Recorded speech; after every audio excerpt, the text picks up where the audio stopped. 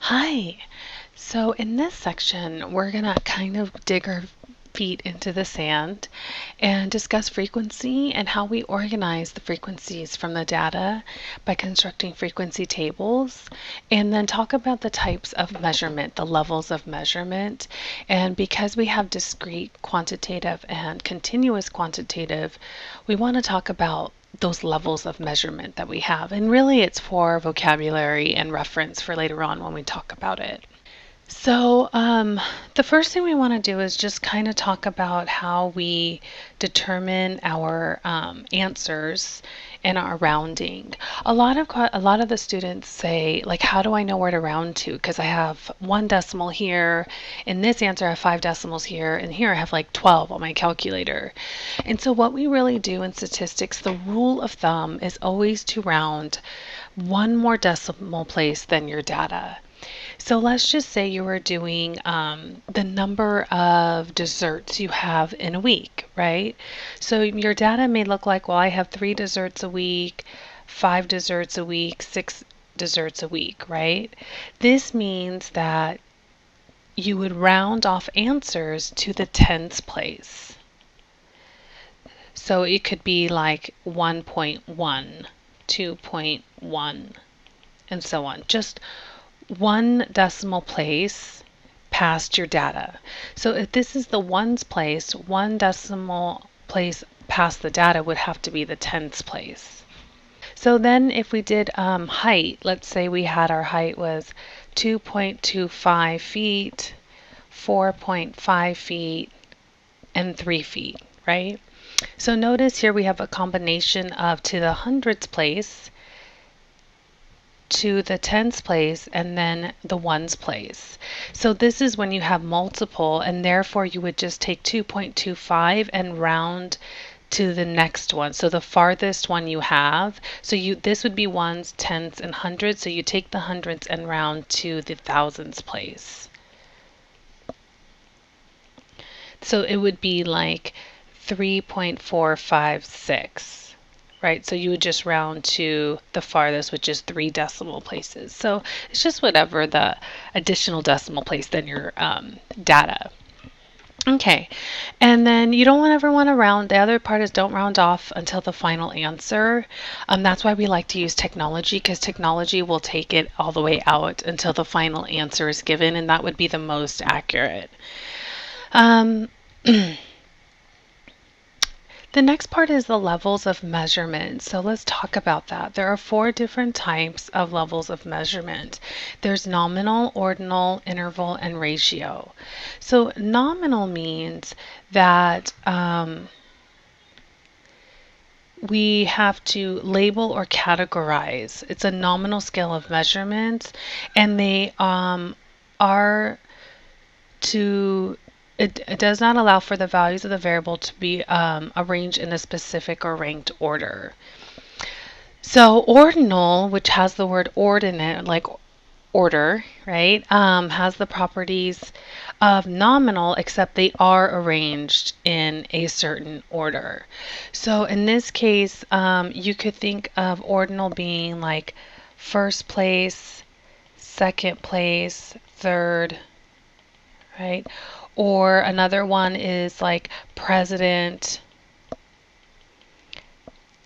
VP, secretary, And nominal is just like, oh, I need 5 students for a committee, right? I need 3 Republicans to be representatives. So that would just mean like there's no order. You're just selecting 5. You're selecting 3. There's no order to those 3 people or 5 people. Ordinal states that there is the same idea as nominal, except that when you select 3 people, that there is order to it. There's a first, third, second, and third. If you select a committee with 3 people, it's order of president, VP, secretary. So there's order. In interval and ratio, they're the same thing, and the only difference is that one has the value of 0, which means the absence of quantity, and the other one doesn't. So interval would mean Interval scaling means that the value of 0 does not mean the absence of quantity. So for example, if we think about temperature,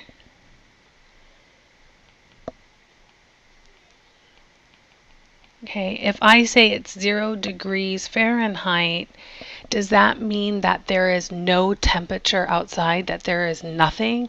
No, there is a temperature outside and it's 0 degrees. So 0 doesn't necessarily mean the absence of quantity. And what I mean by the absence of quantity, it actually means like no more cookies in the cookie jar. How many cookies in the cookie jar? 0. So that means there are no cookies. It's an absence of quantity. Where something like temperature, if I say it's 0 degrees Fahrenheit, it doesn't mean there's no temperature outside, right? It means that no, there is a temperature and 0 has meaning. So then that means ratio would be that 0 does mean the absence of quantity. So 0 means there's no cookies in the cookie jar. And so there's 0 cookies in the cookie jar. So let's go ahead and look at this first example. It says a study was conducted to assess school eating patterns in high school in the U.S. The study analyzed the impact of vending machines and school policies on food consumption. A total of 1,088 students in 20 schools were surveyed, determined the level of measurement following the variables considered in the study. Okay, so a temperature of hot chocolate every 15 minutes until it reaches room temperature. So here, notice the temperature is going to be a quantity, right? Like it's going to be a number. And then we think about, okay, if it is, then does 0 mean absence of quantity, or does it actually have meaning? Well, the temperature actually, we discussed right now, has meaning. 0 degrees Fahrenheit actually means it's an actual temperature outside. So this would be interval.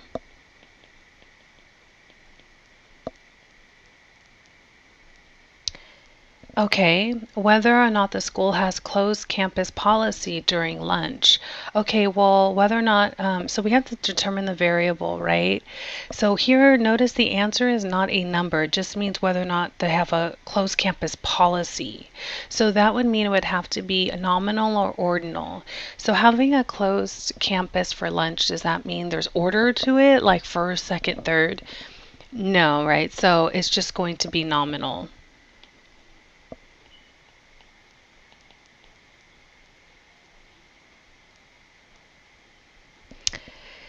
Okay, how about class rank, freshman, sophomore, junior? Well, that is not a number. So if it's not a number, then it would have to be nominal or ordinal. Then look at the variables and see if there's order or not. And if there's order, it'd be ordinal. And if it's not, it's nominal. So we could see that there is rank, there is order. A senior can't be a freshman. That means they're the first year versus fourth. So that definitely has to be ordinal.